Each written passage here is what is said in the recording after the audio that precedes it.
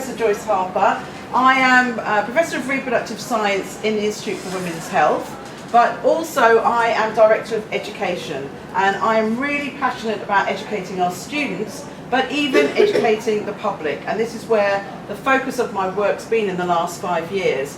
And I'm writing a series of books called What Every Woman Should Know, and there's obviously going to be one on the menopause, which we're working on next year.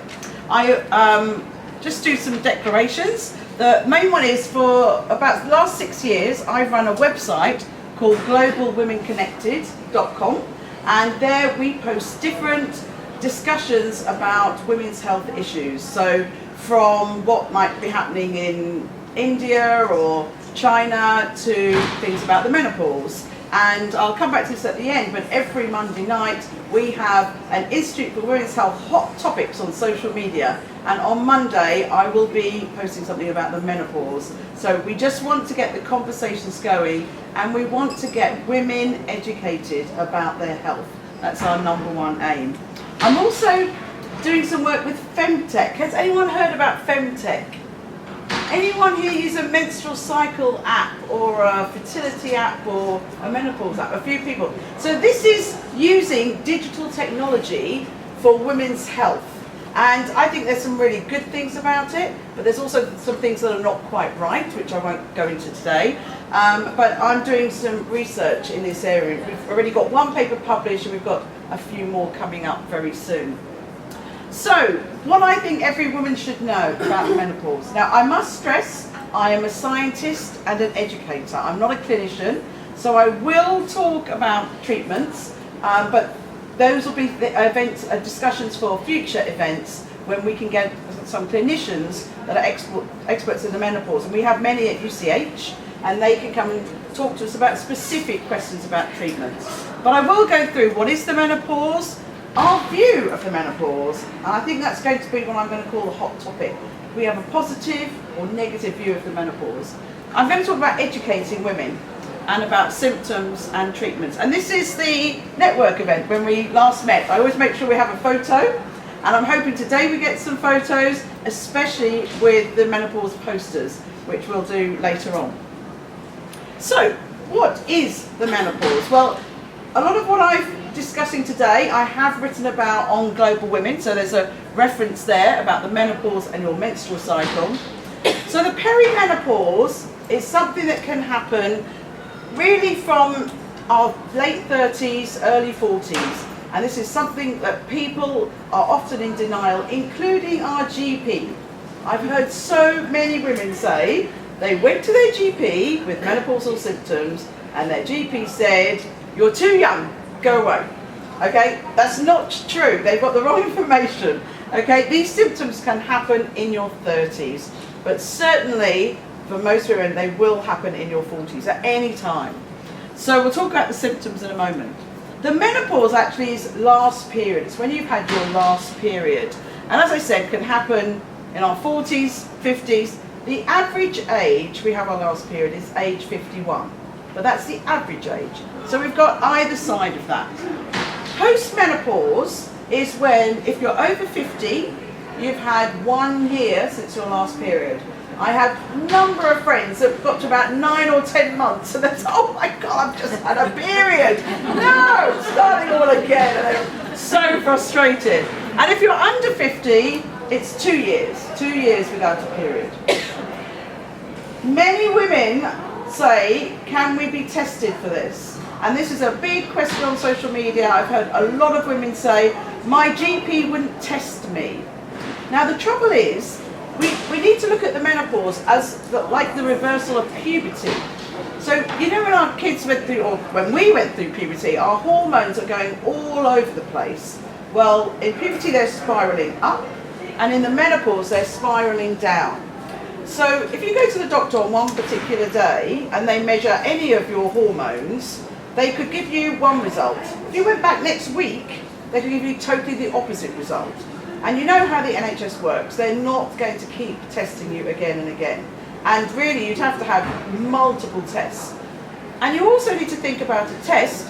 What would the result mean? So the result will either say you're menopausal or you're not menopausal. So if you're over 45, we don't test. If you're having any menopausal symptoms, you're menopausal. Easy. If you're under 40, that's quite young to have the menopause, so there are tests that will be done to check, because there are some clinical reasons why we need to see what's going on. If you're 40 to 45, it's debatable. If you're having hot flushes and changing in your periods, then your GP might do this, because again, that's a little bit young. So our views of the menopause, actually before I show that, let me ask you your views of the menopause. Shout out some words. If you were asked by an interviewer, what do you think about the menopause? What would you say? Shout out something. What did someone say at the back? Flushes. Hot flushes? Sweats. What did you say? Sweats. Sweats, yeah. What was that one? Freedom. Thank you. I love you. Right. Any, come on, other words. Brain fog. Brain fog, okay, good. I'm coming back to brain fog. Fatigue. Insomnia. Insomnia. Moodiness. What was that one in the back? Mental health issues. There was one near the front. Mood swings. Okay, so we've only had one positive. One that said freedom. Okay, these are the sorts of, all the things you said are there. Okay, if you look at these word things. So, lots of bad symptoms. Aging. Becoming old. I'm glad no one said these ones. Loss of fertility. I think we should celebrate that. Loss of everything. We're past it. Retirement. End of life. Doom and gloom. Okay, I really think we need to reset that. You will, for sure, be going through a transition, which, depending, I think, how you go into it, I think if you go into this feeling like this is going to be an horrendous experience, such a nightmare, doom and gloom, it's going to be very hard for that to improve. If you go in being really positive, I think it's a really good start. I'm not saying that positive thinking is going to cure everything, but I do think it's a really good place to start. So I think the menopause is fantastic news. No more periods. Yes, honestly, I'm going to come back to this at the very end, because some of my male colleagues in my field have developed a method that where you'll keep having periods, and every time they give a talk, I say, are you insane? Are you really insane? I'm 56, all my friends, some of them are still having periods, and they're like, oh, please just stop, okay? So this is Lizzie here, and me. We were on the, some of you may have seen BBC Breakfast it was in May, they had a week where every morning they were discussing the menopause, and we were so happy. And I've got a bit of a reputation on social media as being a very positive menopause voice. So the BBC asked me, can you come on and can you gather together some women who think positively about the menopause, and we're going to do a piece about you. And we did. We gathered these wonderful women. This is Harriet here, who's written a book. Now, I think it's called, sorry Harriet, she's watching this later. I think it's called the Menopause Monologues. And I've just written my piece for her second book, and she's gathering different stories of women. But we all felt very positive about the menopause and life after the menopause. So you'll meet Lizzie later. No more menstrual cycle. That's got to be the best thing ever. No more mood swings. Someone said mood swings. I really think that when I went through, when I was younger and I was having menstrual cycles, I think half of the month I was a bit mad. And when I was postmenopausal, I contacted my 2 ex-boyfriends and apologised. I really wish I was joking, but I'm not. I was just like, oh my God, I think I was really nuts. People call this, I think it's in China, they call it the second spring. We are wise. We are absolutely wise at this age. Time for ourselves. Women spend so much time looking after everybody else. We might still be looking after parents and children, but hopefully we do find time for ourselves. Freedom from our reproductive system. We've spent all those reproductive years either trying to get pregnant or trying not to get pregnant. No worries anymore. Wonderful. We've ticked, hopefully, a lot of the boxes about our life, And I really believe that life begins at 50. I'm going to ask you later how old you are, but we'll come back to that. So I've asked women on social media, I did it on Twitter and Facebook, I said, if you've been through the menopause, how are you feeling now? And the majority of women felt better. Not all of them, but a lot of them felt better. It was a very, very rough and ready survey. But I do think we have a big problem, and this is global, not just the UK. We don't teach women and men about the menopause. And we're really lucky that the Department of Education has brought out new guidance in February, and they have now amended it and they've added menopause education. So now school children will learn about the menopause, which I think is essential, because every school child will more than likely know someone going through the menopause. The schools are full of women of different ages, might be their parents, aunties, whatever. Chances are someone at some point, all of us at one point, will know someone going through the menopause. So, when are women learning about the menopause? Well, I'm going to be doing some research on this, and I don't know the answer at the moment. But I think most women are getting symptoms and then Googling it. Yes, I've seen lots of people nod. So Lizzie's campaign, her poster campaign, we're trying to get women to understand what the symptoms are, and you will see different lists of symptoms. I saw one the other day, it said 37. Okay, we can blame the menopause for everything that happens to us. Okay, I think that was crazy. But everyone campaigning for the menopause want women to understand the symptoms when they're younger, so that they're aware, so when it happens, they can know that it could be the menopause. I've met a number of women with serious depression in their late 40s, and they just went on antidepressants, and actually I'm pretty sure in both those cases, it was actually the menopause. And so one thing about the symptoms we have to remember is that they will, most of them, be transient. So this is the menopause poster, that's me with it on social media a few months ago. As I said, we've got some here, so at some point today we'd love to take photos of you with that. And there's many people on social media trying to give a very positive view of the menopause. It's not just me. This is a great one, Behind the Woman. They post photos of women doing wonderful things and being smiley and happy and being really positive about their life, and that's me in the middle. So let's talk about the symptoms. As I said, they can start in our 40s or even earlier, so we really have to be aware. Now, I've heard different numbers. I read something yesterday that said 75% of women get symptoms. This was from a British Medical Journal paper recently. It said 50% get symptoms. I've only met a few women that haven't got symptoms, but it's hard to say, okay, I've got symptoms, but they don't affect me, or that they do. But the general thought is about 25, so 1 in 4 women are seriously affected by the menopause. So that's a lot. That is a lot. So we really have to be prepared. For the others, hopefully we can move and get around it. But if you're seriously affected, we need to think about it. So this is the list of the short term. These are symptoms that should go soon after totally stopping your period. So we all know about flushes, and you can have them at night, changes in period, mood changes, etc. I'll let you read this. And the last one says putting on weight. I did that. And the long term that we do need to consider: osteoporosis, cardiovascular, urinary incontinence, prolapse, and dementia and Alzheimer's. You'll see that some of these are actually aging issues as well.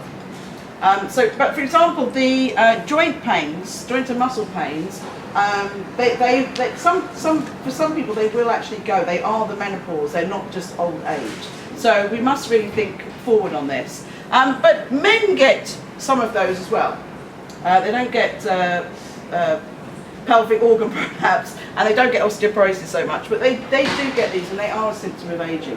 Now, I'm not going to go through all of these at all. I'm just going to go through some general views that I think are really important for us to think about at any age.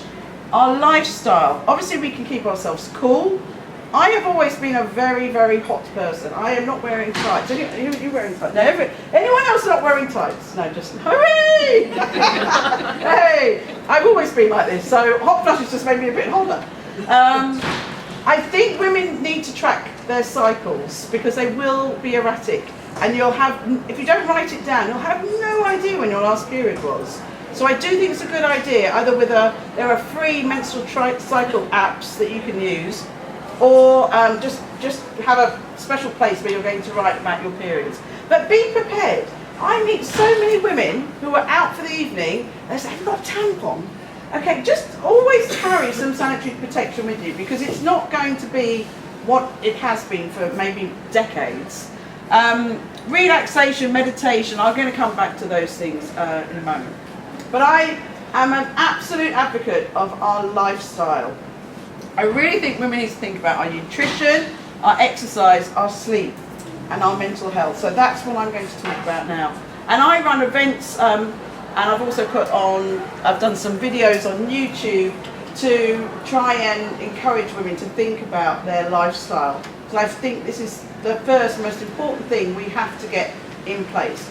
If your lifestyle is, if you can tick all these boxes and your lifestyle is really healthy, and you're still getting symptoms, then I think, yes, definitely go and see the doctor. But I think some women shortcut that. And I think this is a really good time to reset and think, okay, I'm not 20 anymore. You know, we're approaching the other side of 50, and I think it's a really good time to think about our lifestyle. So, I'm sure you all know what I'm going to cover in the next 2 slides. We really shouldn't eat processed food and junk food, and I think it's the younger people that do this more than us, but you know, if it's been creeping in, we've got to try and reset that. Lots of women don't want to hear this, and I won't ask you to put your hands up, but there are lots of women that drink alcohol every single day. Now when you're 20 you can maybe get away with it. When you're 45, 50, it is going to have an effect. When you drink alcohol you get hot, and when you drink alcohol, you go up, but then you come down. Even 1 glass, you think, oh, I need it. I really need that glass of wine at 1 o'clock. Okay? You will affect your sleep, for sure. It absolutely does. Even 1 glass. And you will affect your mood. And caffeine as well, I'm afraid. There's caffeine addicts here. Sugar drinks, I'm sure you know, and liquidizing food is really, I don't understand how that happened, but it's really not a good idea. So you know this, but I'm just giving you a reset. We need to think about resetting, getting our healthy diet. Protein for men and women starts breaking down in our bodies as we age. So we really need to increase the amount of protein that we eat, men and women. And this is true for men as well. Has anyone here had their cholesterol checked recently? Okay, go and do it. There are health checks now at the doctors. They will measure your cholesterol. You will have no idea what your cholesterol is unless you have it measured. And there's a huge market on supplements, and I am not a supplement fan. I only occasionally take vitamin D. I've never taken any others. I think you've got to be careful. Some of these can be toxic. So if you think you've got an iron deficiency, magnesium or anything else, go and get it checked with the doctor. If you're feeling any of the symptoms of having problems with them. Now I am really an exercise addict, and I haven't taught aerobics for years, but when I was younger I was a qualified aerobics teacher, and I'm also an ambassador for This Girl Can, and This Girl Can is the UK campaign to encourage women and girls to exercise. Have you seen any of their great videos? They do fabulous, fabulous videos. If you haven't seen it, just put it in YouTube. This Girl Can. They're really powerful videos. Globally, in every country, women exercise less than men. Everywhere. So there are national campaigns in many countries to encourage women to exercise. The World Health Organization has shown that those people that do not exercise are 20 to 30% at higher risk of dying of things like cardiovascular disease, cancer, many, many diseases that with our lifestyle change could be reduced. And the lack of exercise is one of the leading risk factors of death. And as we're getting a bit nearer those later years, I think all of us want to push that as far away as we can. So this is a really, really important message. These are all the things, I won't go through them, but you know, all of these can be reduced by exercise. There is absolutely solid evidence, research that's been done that shows those that don't exercise and those that do. Boosts energy. Now, if you're starting to feel low self-esteem, your mental health is suffering, exercise really, it releases endorphins, it just makes you feel fantastic. And so it's a no-brainer. One thing everyone says is, I don't have time. Okay, now this morning I was going to go for a run and I didn't have time. I was like, I've got to go for a run, so I'm going to say it. And I didn't, then I was like, I've got to go.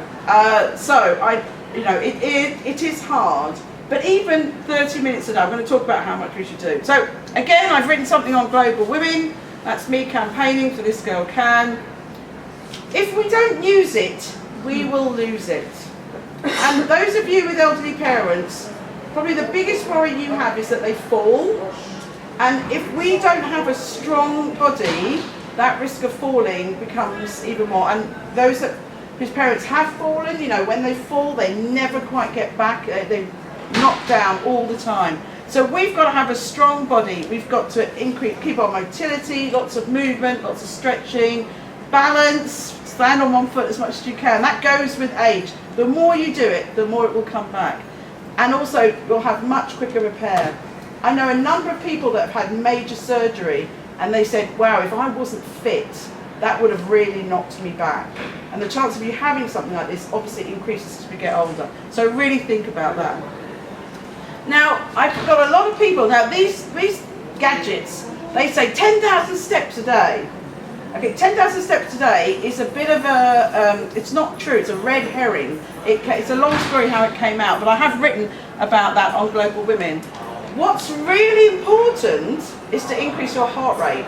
So I don't know if you've ever gone for a walk and you've said, it says I haven't done anything. And it says you haven't done anything because you're too slow. If you walk normal pace, it's absolutely better than doing nothing, for sure. But you have to increase your heart rate, and it will help your breathing, your blood going around your body, everything. So it's really, really important to increase your heart rate. And the Department of Health have this excellent new campaign called Active 10. And Active 10 says, forget 10,000 steps, it's much better to do a 10-minute fast walk and get your heart rate up than to do do an hour's slow walk. 10-minute fast is much better. So those that see Michael Mosley's programs, he's done a lot of really great programs where he's shown this exercise does not need to take an hour a day. It could take 10 minutes. And what they really want to do is 3 lots of 10 minutes a day. That will really tick your exercise box.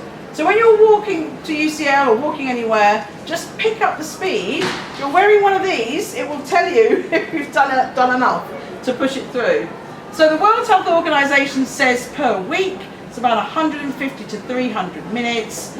I try to get this every day to click on 30 minutes. So it's really, really important. For men as well, but for us going through the menopause, really, really important. Okay, let's go on to sleep.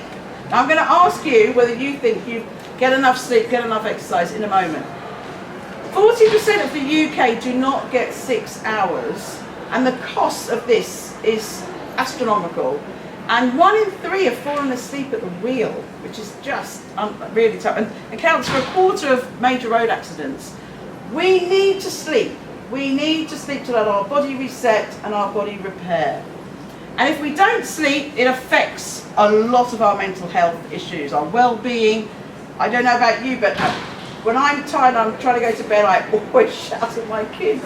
I just like, oh, and I wake up, oh, so bad. But I just get really irritable. And these are really important. Our appetite hormones are really important. And half of those sleeping less than 5 hours are obese. So we really, really have to sleep. What disrupts sleep? Well, a lot of menopausal symptoms, but again, we've got caffeine, alcohol, being on our phone. I mean, I know the kids do it, but hopefully we don't do it. I met a wonderful woman recently who is an expert in happiness. We were doing a TV program. It was on this week. It's on Dave. It's a comedy called Comedians Give Lectures. I was on this week, and I was on Wednesday night with someone called Miriam Akbar, who is a happiness specialist. She's written a little book of happiness, and one of her best tips, which I've started doing, is at bedtime I write down in the journal what was the most wonderful thing that happened that day. And sometimes I can write 3 things, and sometimes I'm like, ooh, that was a bad. Don't write anything negative. Do not write down the bad things that happen. I get to know. And having that thinking, reflecting before you go to bed, actually, that was wonderful, or that lunch, or that lecture I gave, or whatever, was really wonderful, made me really happy. And it also helps you realise what makes you happy. So it's just like, why have I never done this before? So that's a really good tip to do in bed before you go to bed, not go on social media. Sleeping pills also are not the answer. I don't know if they're quite as fashionable now as they used to be, but I read a book about Feng Shui many years ago, and it said, think about your bedroom, what's in it, and is it the right environment for sleep? Who's got a TV in their bedroom? Okay. That's really not a good idea, okay? But in my bedroom, I had a notice board and a desk and a computer. I took it all out. I was going to bed and waking up, looking at the notice board. Oh. Yeah, it seems obvious now. So make it that when you go to bed, you see something wonderful. Or I put a nice plant in my room, and then you think my journal that I'm writing my reflections of the day is nice and shiny. You know, think about that. No gadgets, nice warm bath, cool room, 17 degrees. Now, no alarms. I never set an alarm unless I've got something really, really important. I just wake up. So when I wake up, my body's ready to wake up. Every now and then I get an early train, get on the train, everyone's asleep. So what did they do? They set their alarm, got up, had breakfast, had a shower, got on the train, went back to sleep. That is not the way we should be living at all. So I don't set an alarm. I just wake up. No, I don't drink tea or coffee actually, but I don't think I have anything to do with it. So no social media. All of these things. There are some apps that help people sleep. I've never tried one. Has anyone tried one? Okay, they're good. But there are apps. So I'm almost done. Mental health. It's not my area, so I'm not going to spend a lot of time, but let's go back to brain fog. I think I had brain fog when I was having menstrual cycles. How I feel now is that fog has gone from my brain, and my madness has gone, and my brain feels the best it's ever felt in its entire life. And I'm sure I'm not alone. I know I'm not alone. And I also think my brain is much more productive now than it's ever been. I feel absolutely wonderful. So we'll talk about that. But there's lots of things that we can do, not antidepressants if it's menopausal. So I'm just aware of the time, so I'm going to carry on a bit. Osteoporosis, really important. There are some risk factors. Alcohol comes in again, sorry. And there are treatments. We're going to just briefly talk about HRT now. If you're worried, make your GP do a bone density scan. So I've had a couple done since my menopause, so I've been a bit worried, so they can do that. So let's talk about HRT, just to finish off. It's impossible to figure out what percentage of women are on HRT, but we know 1 million women in the UK are on HRT. For some women, it will be their saviour. Some women tell me it's their happy pill, okay? It makes them feel wonderful. But the majority really will not need it.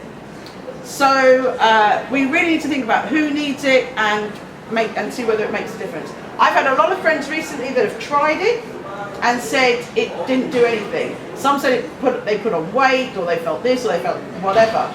I was on the pill for a long time, and I think that made me a bit mad too. So I didn't want to go on HRT, and I didn't. But there are some women that have very, very severe symptoms. They've got everything else sorted. My 2 aerobic teachers that I know really well, they tick every lifestyle box. They couldn't be more fit and healthy, and they're having really, really bad menopauses. So for some people, no matter what you do, they will need HRT, and there's absolutely no problem with that. If you've got a uterus, you can there's some options. If you've had a hysterectomy, then you just take estrogen. Now, one of the controversial things has been HRT and breast cancer, and this is the title of a paper that came out a few weeks ago in the British Medical Journal. So if you want to read more, you can get access to it. It says being overweight and alcohol, it has a greater effect on breast cancer than, it makes your chances much higher than HRT.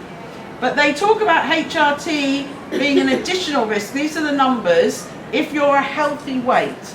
If you're overweight, drink alcohol and take HRT, it's not a good idea. Okay, so either way, you've got to bring these things in.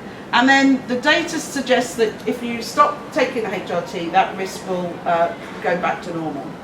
There are other therapies. If HRT doesn't agree with you, you need to see an expert in this to go through that with them. Complementary therapies, unfortunately, there's no clear evidence that all of these things will help. They might make you feel, many of them will make you feel very relaxed, which I think is a really good thing, but they're not going to cure anything. There's a little bit of evidence for black cohosh, for hot flushes, and St John's wort. St John's wort does interfere with some medicines. So you have to be careful with complementary therapies. Don't dabble, see an expert. So I'm just going to finish talking about this technology, which I've only ever heard men talk about, but I've heard it several times. I might be doing, they keep asking me to do a debate on Breakfast TV. I'm hoping that's penciled in for next Wednesday. They have suggested that before you get to 35, you have an operation that biopsies some of your ovarian tissue.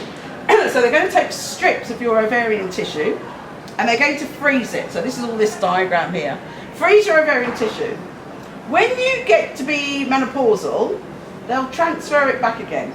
And these strips of tissue will produce estrogen and progesterone, which will be like a natural HRT.